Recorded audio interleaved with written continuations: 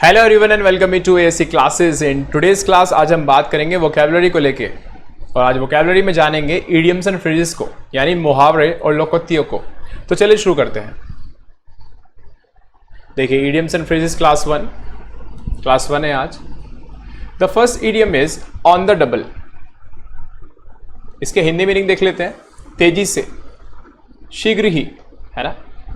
कोई चीज़ तेजी से हो, शीघ्र हो, तो उसको रेफर करने के लिए आप ऑन द डबल का यूज़ कर सकते हैं। ऑप्शंस दिए गए हैं, एक्सरसाइजेज हैं जो एग्जाम्स में पूछी जाती है ना। क्वेश्चंस बनते हैं जो उन पे बेस्ड ये एक्सरसाइज है, ठीक है।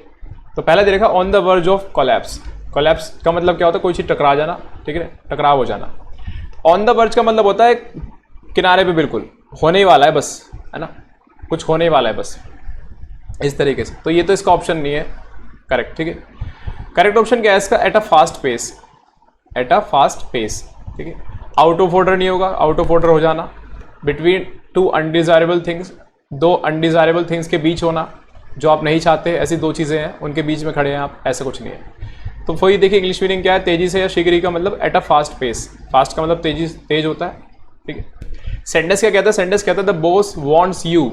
बॉस चाहता है आपको क्या, कि क्या करो आप? You would better gate upstairs at the double. At the double बोले, ऑन द डबल बोले, एक ही बात है, ठीक है। एट का भी यूज़ कर सकते हैं, ऑन का भी यूज़ कर सकते हैं। तो बॉस चाहता है कि बेहतर होगा कि तुम ऊपर आओ। अपस्टेयर्स का मतलब क्या है? ऊपर आना। गेट अपस्टेयर्स मतलब गेट अपस्टेयर्स, ऊपर आओ। कैसे? एट द डबल, शीघ्र ही, बहुत तेजी से आओ। तो बॉस का हुक्म है, ठीक है। आगे चलते हैं। आगे be out for the count. Be out for the count, इसका मतलब है घोड़े बेचकर सोना। बहुत से लोग होते हैं जो घोड़े बेचकर सोते हैं। बाकी रेसलिंग वगैरह में यूज़ होता है, कुश्ती वगैरह में आप ऐसे भी यूज़ कर सकते हो इसे। पछाड़ खाकर पड़े रहना। कई बार दो व्यक्तियों के बीच में घमासान होता है, लड़ाइयाँ होती हैं, रेसलिंग होती है, कुश्ती होती है। तो एक व्यक्ति अन्य व्यक्ति को क्या कर देता है? पछाड़ देता है। तो इस तरीके से पछाड़ता है वो। या फिर अब घोड़े बेच के जब सोते हैं तो कैसे रहते हैं? अनकॉन्शियस, है ना, आपको होश नहीं रहता। तो इन दोनों सेंस में यूज हो जाएगा। करेक्ट ऑप्शन क्या है इसका? 1। ये जो फर्स्ट वाला है ना, sleeping deeply, insensible deep. Sense नहीं है आपको उस समय क्या हो रखा है आपके साथ, ठीक है। काउंटिंग मनी केयरफुल, ये नहीं होगा। To count each step one takes, किसी के कदमों को गिनना, वो भी नहीं है। टू बी वेरी हैप्पी, खुश होना, ये भी नहीं है, ठीक है। सेंटेंस क्या कह रहा है? सेंटेंस कह रहा है I tried to wake my wife up, है ना। I tried to wake my wife, मैंने अपनी वाइफ को उठाने की कोशिश की, but she was out for the count. वो क्या कर रही थी? घोड़े बेचकर सो रही थी, इस तरीके से, ठीक है। चलिए नेक्स्ट आ जाइए। नेक्स्ट है आपका, नेक्स्ट है go by the book. Go by the book, नियम और मानदंडों के अनुसार कुछ करना, रूल रेगुलेशंस के अनुसार कुछ करना, उनमें बंध कर कुछ करना, है ना, इस तरीके से। उनसे अलग ना करना, कुछ नियम कानून ना तोड़ना। तो to buy a book of one choice, किसी के पसंद की बुक खरीद लेना, ये नहीं होगा answer. To understand the book, book को समझ लेना, ये भी नहीं आंसर है। To follow someone who reads books, ये भी इसका करेक्ट नहीं है, थर्ड वाला। टू फॉलो रूल्स एग्जैक्टली, जो एग्जैक्ट रूल्स हैं उनको फॉलो करना, है ना, नियम कानून को मानना। सेंटेंस क्या? सेंटेंस कहता है you had to do things, आपको चीज़ें करनी पड़ी। कैसे? द राइट वे, सही तरीके से। राइट बाय द बुक, बिल्कुल रूल्स के अकॉर्डिंग, ठीक है। चलिए नेक्स्ट है हमारा feel the pinch. Feel the pinch का यूज़ आप तब करेंगे जब पैसे की कमी का अनुभव करेंगे आप, फाइनेंशियल प्रॉब्लम को लेकर, ठीक है। पैसे की कमी का अनुभव करना, ठीक है। तो being hurt and wounded by someone, किसी के द्वारा हर्ट हो जाना या फिर घायल हो जाना, ये भी नहीं होगा। To remain silent on injustice, आपके साथ अन्याय हो रहा है, आप चुप बैठे हैं, ये भी नहीं होगा। Having financial problems all of sudden, अचानक से जो फाइनेंशियल प्रॉब्लम्स आ गई हैं उनको रेफर करने के लिए you can use feel the pinch, ठीक है। फीलिंग डिसअपॉइंटमेंट, ये तो है ही नहीं, आंसर हमारा करेक्ट लिखा ही है। सेंटेंस क्या कहता है? सेंटेंस कहता है lots of people who have lost their jobs are starting to feel the pinch. काफ़ी सारे जो लोग हैं उन्होंने अपनी जॉब खो दी है, और अब क्या शुरू हो गया उनके साथ? Feel the pinch. They job are starting to feel the pinch, यानी पैसे की कमी का अनुभव करने लगे अब वो। जैसे लॉकडाउन में भी लोगों की जॉब गई थी, तो उन्होंने भी क्या किया? दे फेल्ट द पिंच, ठीक है। चलिए, bang for the buck. Bang for the buck का मतलब क्या है? धन की शारीरिक या मानसिक प्रयास की पूरी कीमत मिलना। जब कभी आप अपने धन को कहीं लगाते हैं, इन्वेस्ट करते हैं, या फिर आप शारीरिक रूप से या मानसिक रूप से प्रयास करते हैं किसी काम में, तो उसकी पूरी कीमत मिलना, पूरा आउटकम मिलना, पूरा फल मिलना, ये है इसका मतलब बैंग फॉर द बक, ठीक है। The first one is to get better value for money you spend और एक्सर्शन। मनी तो आप समझ ही गए, एक्सर्शन का मतलब प्रयास, एफर्ट्स। तो आप बेहतर वैल्यू मिलना उन दोनों चीज़ों की, तो यही इसका करेक्ट है ऑप्शन, ठीक है। लेस वैल्यू फॉर मनी, कम कीमत मिलना, ये नहीं होगा। सोरफुल हार्ट यानी वेरी सैड, ये नहीं होगा। डैश अगेंस्ट समथिंग, कुछ फेंक देना, जैसे I dash the plate against the wall, है ना, दीवार पर फेंक के मारी मैंने क्या, प्लेट। सेंटेंस क्या कह रहा है, सेंटेंस कह रहा है आई just want a reliable car. भाई देखो बस मुझे तो रिलायबल एक कार चाहिए, मैं कार खरीदने गया, जैसे कोई भी पुरानी हो या फिर कोई नई लेनी हो मुझे, ठीक है। नई भी खराब हो जाती है जल्दी कई बार तो, ठीक है, अच्छी कंपनी की नहीं होती तो। बाकी पुरानी में तो दिक्कत आ जाती है, बाकी पुरानी अच्छी भी कंडीशन की होती है तो आपको जांचना पड़ता है। तो वो कह रहा है बस I just want a reliable car. Reliable का मतलब जिसपे मैं भरोसा कर सकूँ। That will get me a good bang for the buck, जो कि मुझे क्या देगी, मेरे जो मैंने पैसे लगाए हैं उस कार पे खरीदने के लिए, उसका पूरा फल देगी मुझे, ठीक है, इस तरीके से, ठीक है। चलिए नेक्स्ट आ जाइए। नेक्स्ट है रेज द बार, बार को रेज कर देना, स्तर को ऊंचा करना, स्टैंडर्ड बढ़ाना, क्वालिटी बढ़ाना अपनी, ठीक है। टू ग्रो टॉलर, लंबे हो जाना, ये नहीं होगा। कंपटीशन जीत लेना, ये नहीं होगा। To raise the price, price को बढ़ा देना, ये नहीं होगा। टू सेट हायर गोल्स और स्टैंडर्ड्स, स्टैंडर्ड्स और हायर गोल्स को आप बढ़ाते हैं, जैसे कि एप्पल बढ़ाता है, ठीक है। देखो यहाँ सेंटेंस में लिखा भी है, Apple iPhone is really raising the bar with the latest model, it's amazing. Apple का कोई लेटेस्ट मॉडल आया था तो उसने उसमें क्या किया, उसमें और ज़्यादा फीचर्स ऐड ऑन कर दिए और ज़्यादा क्वालिटी इंप्रूव कर दी, तो इट्स अमेजिंग, है ना, काफ़ी अच्छा है ये। चलिए the seventh one is a hard nut to crack. A hard nut to crack आप तब रेफर करते हो जब आपके सामने कोई प्रॉब्लम खड़ी हो जाती है, टेढ़ी समस्या जो सुलझने में थोड़ी मुश्किल है, ठीक है, जिसको सुलझाने में आपको काफ़ी समस्या का सामना करना पड़ रहा है। अब चाहे वो किसी इंसान के साथ हो आपकी वो समस्या, चाहे वो किसी परिस्थिति के साथ हो, कैसे भी हो, है ना। पहला इसका है ईजिली एनकरेज। ईजिली एनकरेज का मतलब जिसे आप आसानी से मना लेते हो, जो आसानी से जिसे आसानी से मनाया जा सकता है, ऐसे बोल सकते हो, है ना, ये भी नहीं होगा। जो आसानी से निराश हो जाता है, ये भी नहीं होगा। टू रेस्ट्रेन, जिसको रोका गया है, ये भी नहीं होगा। अ डिफिकल्ट प्रॉब्लम और सिचुएशन टू डील विद, ये इसका आंसर है। एक ऐसी समस्या और सिचुएशन जिससे डील करना थोड़ा मुश्किल है, ठीक है। It is a hard nut to crack. कई बार होता है कि आप लोगों को मनाने की कोशिश करते हो बट वो मानते नहीं आपकी बात, बहुत सारे आप जतन करते हो, है ना, अच्छा बोलते हो, अच्छा कुछ देते हो उन्हें, है ना, उनके फेवर में बात करते हो, तो आप सोचते हो मान जाएगा ये, but she is a hard nut to crack, वो नहीं मानेगी। सेंटेंस क्या कह रहा है, सेंटेंस कह रहा है it won't be easy getting her approval, उसका अप्रूवल लेना काफ़ी मुश्किल होगा। She is a hard tough nut to crack. अब देखिए टफ और हार्ड दोनों बोल सकते हो। She is a tough nut to crack, भाई उसको समझाना बुझाना, उसको पटाना मुश्किल है बहुत ज़्यादा, ठीक है। चलिए टू टेक फ्रेंच लीव का मतलब क्या है, बिना सूचित किए खिसकना। आप बिना सूचित किए कहीं से चले गए, आप बिना बताए कि मुझे जाना है, लीव से लीव ले लिया आपने अपने आप से खुद से, है ना। कहीं पे आप जॉब करते हैं, कार्य करते हैं, वहाँ से आप बिना सूचित किए चले गए। तो लीव विद रिटर्न परमिशन, ये तो होगा ही नहीं। लीव विदाउट एनी इंटीमेशन और लीव विदाउट परमिशन और नोटिस, यही होगा देखिए इसका करेक्ट ऑप्शन, ठीक है। Acknowledge the host, express thanks, ये नहीं होगा, होस्ट को थैंक्स कहना। वेलकम द होस्ट, ये भी नहीं होगा। तो लीव विदाउट एनी इंटीमेशन और लीव विदाउट परमिशन नोटिस, है ना, बात देखिए। सेंटेंस क्या कह रहा है, सेंटेंस कह रहा है the young soldier was punished for taking French leave to visit his girlfriend. तो यंग सोल्जर है, उसको पनिश किया गया, क्यों? क्योंकि उसने फ्रेंच लीव ली थी, किससे मिलने के लिए, अपनी गर्लफ्रेंड से मिलने के लिए। तो वही वाली बात होगी, बिना बताए चला गया, है ना, इस तरीके से।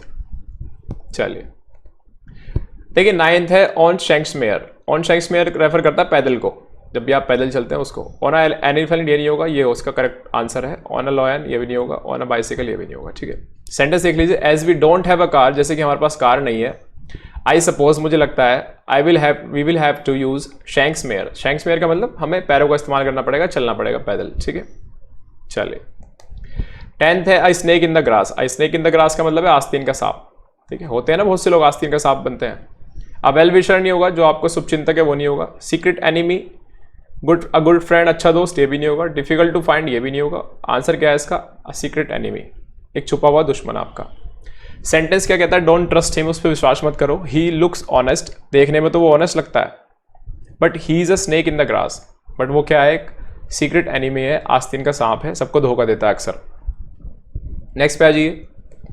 नेक्स्ट है back to square one. Back to square one का मतलब क्या है, यहाँ पे जहां के तहां, है ना, जहां से आपने शुरू किया वहीं पे आप वापस आ गए, तो दोबारा शुरू करना किसी चीज को, किसी चीज को मना करना, निगलेक्ट कर देना, है ना।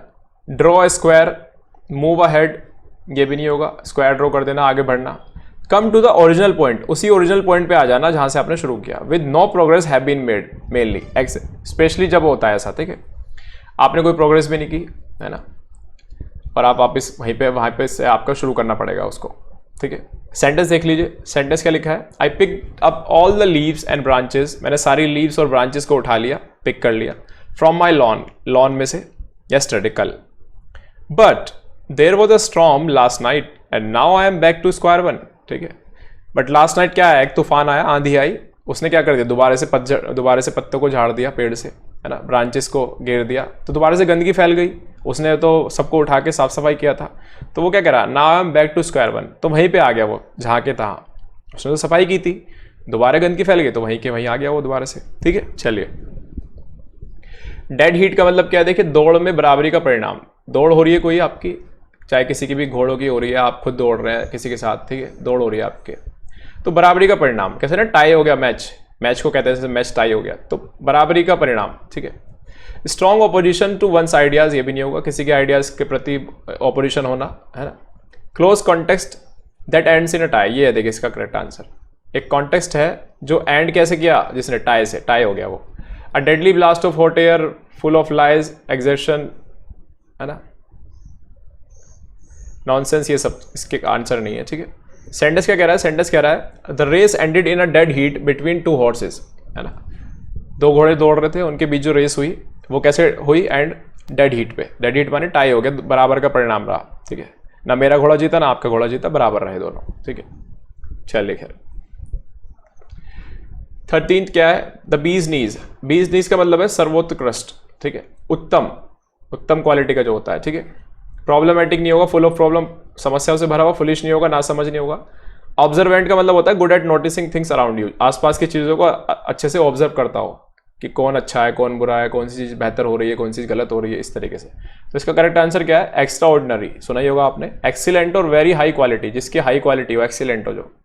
सेंटेंस क्या कह रहा है, do you like my new shoes, question पूछा, I think they are the bee's knees, भाई किसी से आपने पूछा कि भाई आपको पसंद आए मेरे शूज नए वाले, तो उसने कहा हाँ मुझे लगता है कि दे आर द बीज नीज, ये कैसे हैं, एक्स्ट्रा ऑर्डिनरी है, एक्सीलेंट, वेरी हाई क्वालिटी के शूज हैं। चलिए खैर वापस आ जाइए 14th पे, टू थ्रो ऑफ फिट,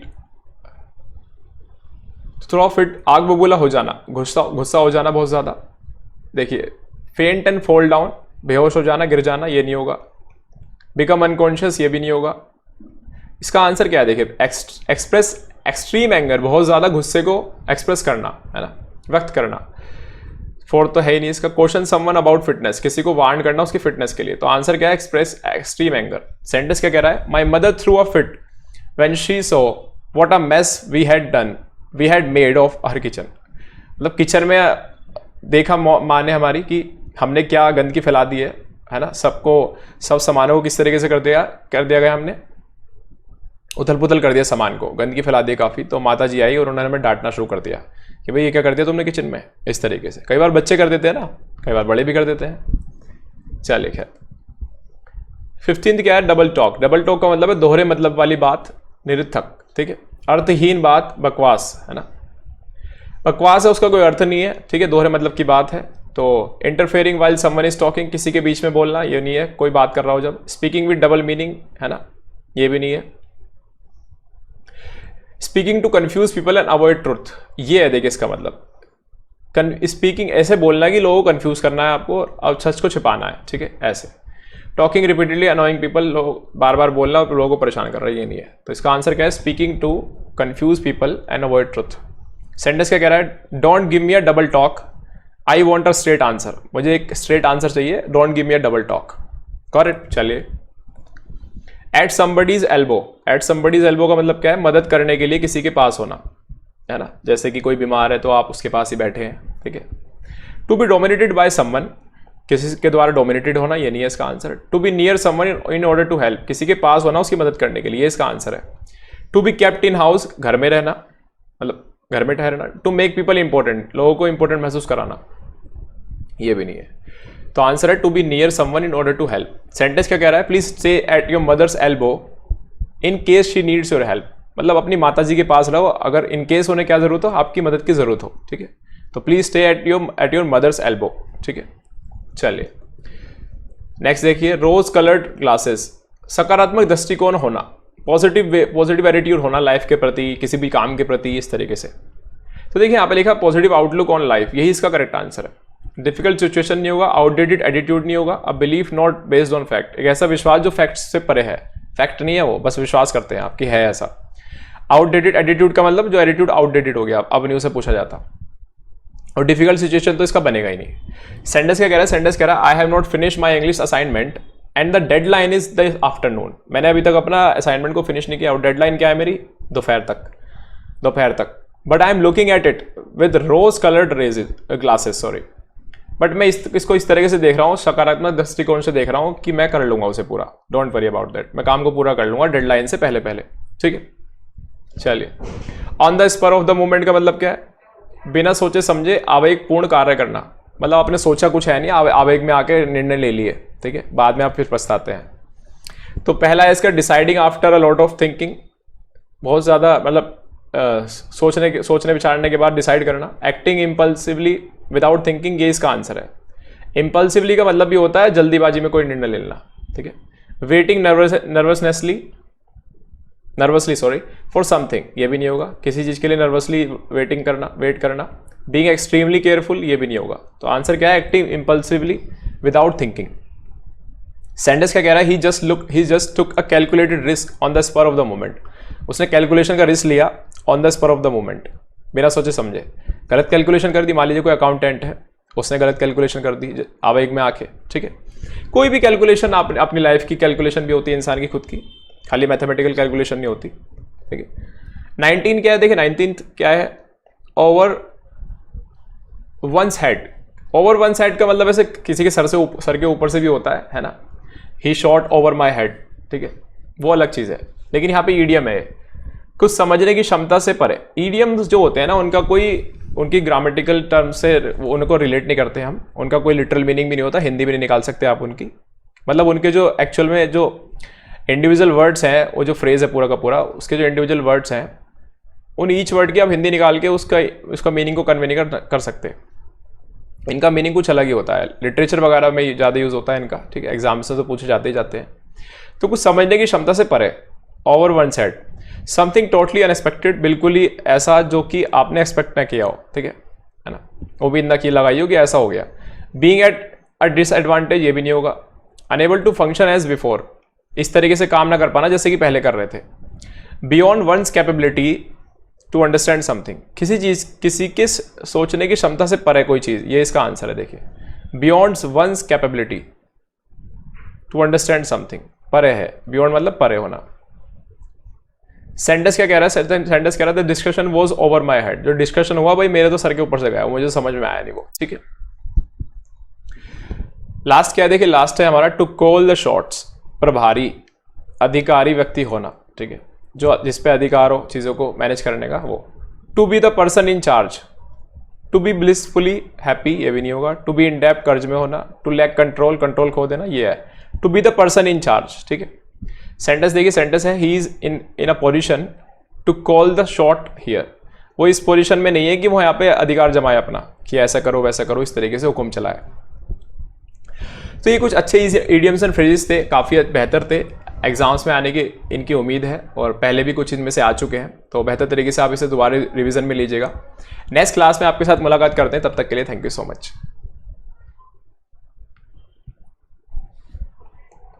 चलिए खैर।